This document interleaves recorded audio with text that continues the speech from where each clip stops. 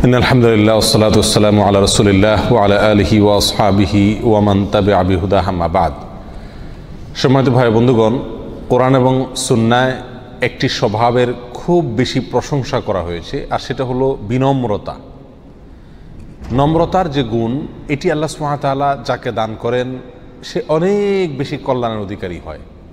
আর যার ভেতরে নম্রতা নাই, বিনম্রতার গুণ নাই, কোমলতার গুণ নাই, সহনশীলতার গুণ নাই, যে ব্যক্তি স্বভাবগতভাবে উগ্র, স্বভাবগতভাবে কঠোর, তেড়া প্রকৃতির, সেই ব্যক্তি কল্যাণের অধিকারী হওয়া তার জন্য খুবই জটিল এবং কঠিন ব্যাপার।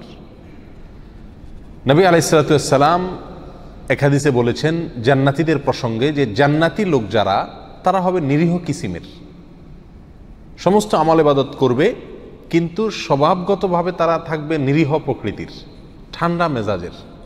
সবাই তাদের উপরে চাপাবে কিন্তু সে কারোর উপরে চাপাইতে যাবে না। সবাই তাকে দাবিয়ে রাখার চেষ্টা করবে কিন্তু সে কাউকে দাবিয়ে রাখতে চেষ্টা করবে না। এই নিরীহ প্রকৃতির, বিনয়ী বিনম্র প্রকৃতির লোকেরাই জান্নাতি হয়ে থাকে। আর এর বিপরীতে তিনি বলেছেন জাহান্নামী লোক যারা, তাদের স্বভাব হলো রূঢ় আচরণ করে মানুষের সাথে, সবসময় মানুষকে দমিয়ে রাখার চেষ্টা করে, দাবায় রাখার চেষ্টা করে, নিজে সবসময় উপরে থাকার চেষ্টা করে, এক ধরনের কঠোর স্বভাবের এবং কঠোর প্রকৃতির লোক। কথা কি বুঝতে পারছি ভাই? এই লোকগুলো হলো জাহান্নামী। এই জন্য নম্রতার যে গুণ, এটি আমাদের মধ্যে অর্জন করা একান্ত জরুরি। যার ভিতরে নম্রতা আছে সে আল্লাহর কাছে প্রিয়, বান্দাদের কাছেও প্রিয়, আসমানওয়ালাদের কাছে প্রিয়, জমিনওয়ালাদের কাছেও প্রিয়। আজ এই বিনম্রতার গুণওয়ালা মানুষের বড় অভাব সমাজে দেখা যায়। কথা বোঝা যাচ্ছে ভাই? আমাদের নবী করিম সাল্লাল্লাহু আলাইহি সাল্লামের যে চারিত্রিক বৈশিষ্ট্য এবং সৌন্দর্য ছিল, তার ভিতরে অন্যতম একটি দিক ছিল এটি, অর্থাৎ তিনি ছিলেন অত্যন্ত কোমল মনের এবং বিনম্র মানুষ।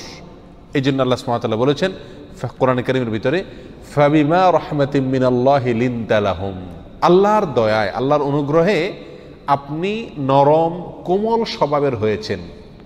ওয়ালাউ কুনতা ফাজ্জান গালিযাল কলবি লানফাদ্দু মিন হাওলিক, আপনি যদি রূঢ় প্রকৃতির হতেন, আপনি যদি শক্ত এবং কঠোর মেজাজের হতেন, তাহলে সব লোকগুলো আপনার আশপাশ থেকে সরে যেত, কেউ আপনার আশপাশে আর থাকতো না। গোটা পৃথিবী যে আপনার চতুর্পাশে এসে জমা হয়ে গেছে, এর মূল রহস্য হলো আল্লাহ তাআলা আপনাকে দয়া করে আপনাকে কোমল করেছেন, বিনম্র করেছেন। এই জন্য ভাই, যাদের আচরণ বিনম্র, তাদের প্রতি বান্দারাও খুশি, আল্লাহ সুবহানাহু ওয়া তাআলাও খুশি।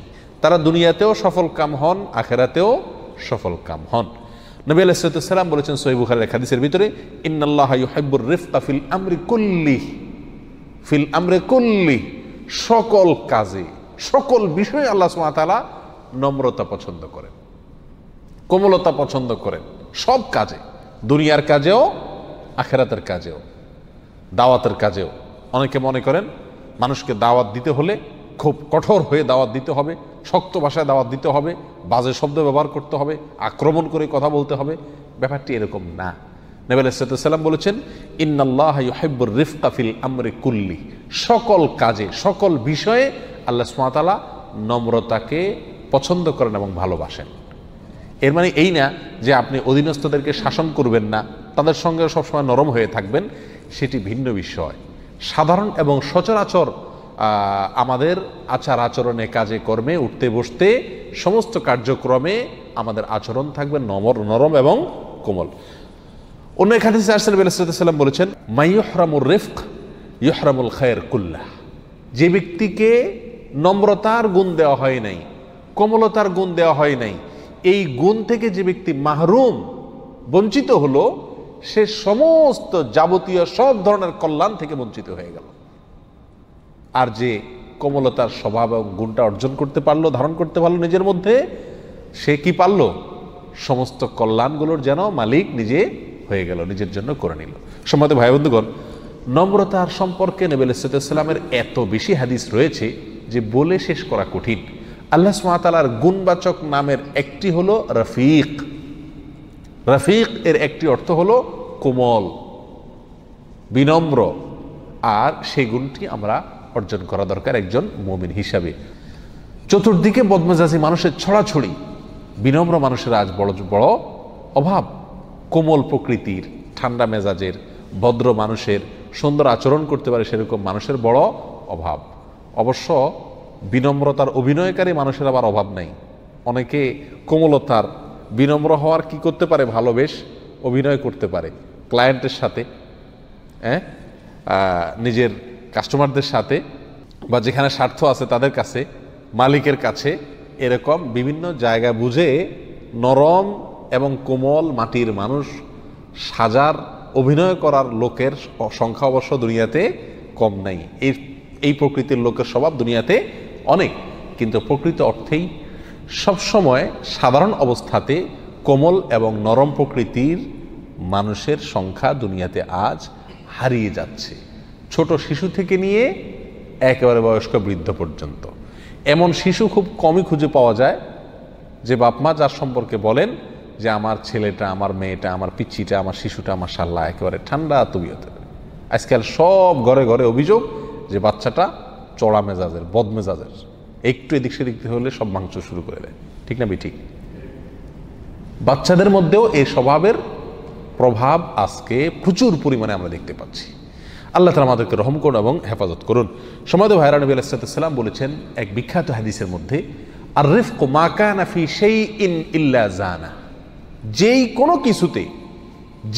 কিছুতে আপনি সৎ কাজের আদেশ দিবেন, অসৎ কাজের বাধা দিবেন, একটা মানুষকে ভালো কথা বলবেন, আপনি একটা মানুষের কাছে কিছু চাইবেন, একটা মানুষকে কিছু দিবেন না, যত কাজ করবেন আপনি সব কিছুতে, যেই কোনো কাজে নম্রতা, কোমলতা, বিনম্রতা, সুন্দর স্বভাব এটা যদি যুক্ত হয়, তাহলে সব বিষয়কে যে সঙ্গে যুক্ত হবে সেই বিষয়টাকে কি করে দিবে?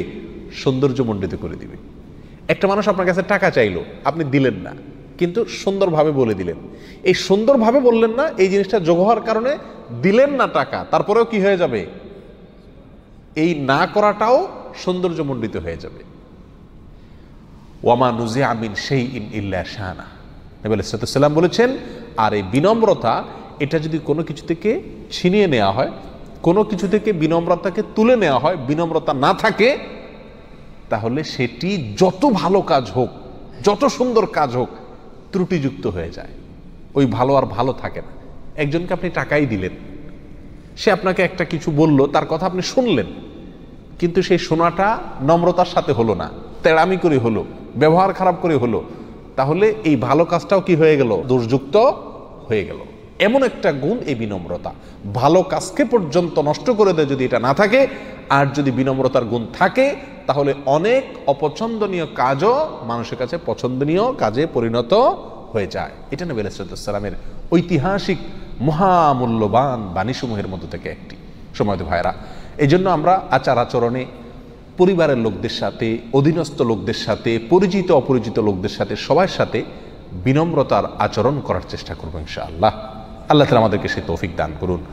এই বিনম্রতার আচরণ নিজের মধ্যে আসার জন্য 3টি কাজ আমরা করতে পারি। নাম্বার 1, যে সমস্ত মানুষগুলো স্বভাবগতভাবে সভ্য, ভদ্র, বিনম্র, কোমল, সহনশীল, উগ্র না, বেয়াদব কিসিমের না, রূঢ় কিসিমের না, এই সমস্ত লোকদের সাথে উঠা বসা করতে হবে। তাদের চরিত্রটা আস্তে আস্তে আস্তে নিজের মধ্যে ইনশাআল্লাহ আসতে থাকবে।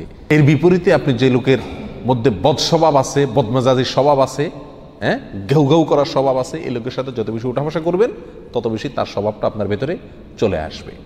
স্বভাব জিনিসটা অনেক সময় সমাজের কারণে, আপনার সান্নিধ্যের কারণে, মেশা মেলার কারণে চলে আসে। অনেক সময় সৃষ্টিগতভাবেই কিছু মানুষ একটু রূঢ় স্বভাবের হয়, কিছু মানুষ একটু কোমল স্বভাবের হয়, কিন্তু এই রূঢ়তা এটা যেন সীমানা লঙ্ঘন করে না যায়, সেদিকটা খেয়াল করতে হবে। আর এটার জন্য দ্বিতীয় করণীয় হলো, কোরআন এবং সুন্নায় বিনম্রতার যে ফজিলত এবং মর্যাদার কথা বলা হয়েছে, সেগুলোকে বারবার আলোচনা করতে হবে, শুনতে হবে, জানতে হবে।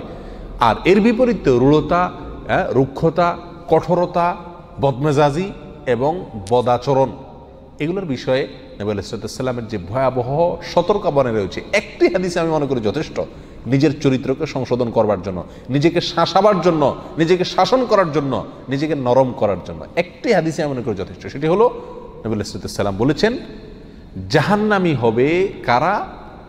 যারা স্বভাবগতভাবে রুক্ষ স্বভাবের, যারা অন্যকে সবসময় দমায় রাখার চেষ্টা করে, যাদের স্বভাবের ভিতরে কোমলতা নাই, বিনম্রতা নাই, এই লোকগুলো জাহান্নামী হবে। জাহান্নামী হওয়ার একটা সিমটম, একটা আলামত। অতএব নিজেদেরকে পরিবর্তন করা ছাড়া কোনো উপায় একজন মুমিনের জন্য নাই। যে কোনো মূল্যে নিজেকে কোমল করার জন্য অনুশীলন, চেষ্টা, সাধনা করে যেতে হবে। তাহলে দ্বিতীয় করণীয় হলো কোরআন এবং সুন্নাহ নম্রতা, কোমলতার যে ফজিলত এবং মর্যাদার কথা বলা হয়েছে সেগুলো বিশেষ শুনবো, জানবো। আর এর বিপরীতে নম্রতা, কোমলতা এগুলো যদি না থাকে তাহলে কি ক্ষতি হবে সেইগুলো আলোচনা করব, শুনবো, জানবো ইনশাআল্লাহ। আর তৃতীয়ত আল্লাহর কাছে দোয়া করব। আল্লাহর কাছে কি করব? দোয়া করব যে আল্লাহ আমার মধ্যে আপনি নম্রতার স্বভাবটা দান করুন, আমি যেন বিনম্র হতে পারি, আমার মধ্যে যেন কোমলতা আসে।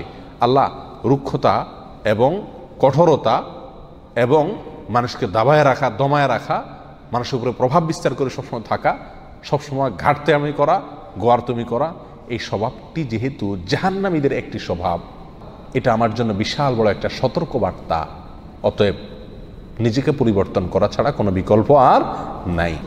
পরিবারের লোকদের থেকে শুরু করে অধীনস্থ লোক, পরিচিত অপরিচিত সব লোকদের সঙ্গে ইনশাআল্লাহ বিনম্রতা এবং কোমলতার স্বভাবটা প্রদর্শন করে চলার চেষ্টা করব। আমি আবারও বলছি, এর মানে এই না যে আপনি অধীনস্থ লোকদেরকে শাসন করবেন না। আপনার একটা ছেলে নামাজ পড়ছে না, তার সঙ্গেও আপনি আমতা আমতা করবেন। কোমলতার মানে এই নয় যেখানে শাসন করা দরকার সেখানে শাসন করবেন, কিন্তু শাসন করতে গিয়েও সেখানেও কোমলতা প্রদর্শন করবার সুযোগ আছে।